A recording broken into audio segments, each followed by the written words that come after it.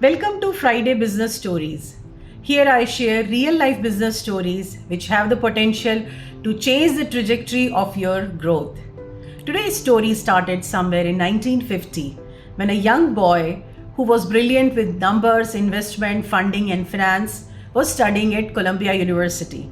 After graduating from business administration, he joined New York Institute of Finance.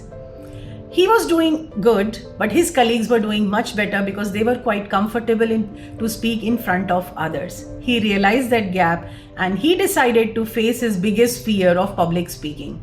He joined one of the institutes, that was the Dale Carnegie Training Institute. He joined there, he paid by check, and he came home. He was terrified, he cancelled it. Time went by and eventually he realized there is no running away from it. He has to face his fear and overcome it. So he decided to join again. This time he paid by cash because they had a policy that cash is not returned. So he paid by that. He continued that. He mastered public speaking and he got a lot of confidence to propose a girl. Her name was Susan Thomas and he married her in 1952.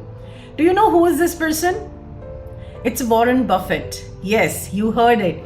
Once he was terrified of public speaking, but once he mastered, there was nothing in the world that could stop. And when he used to talk to students, he always gave the credit to his learning for public speaking.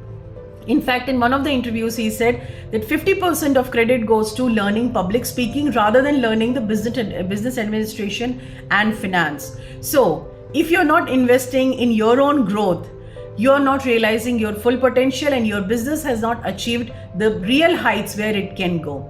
Take a call and stay tuned for the next Friday story.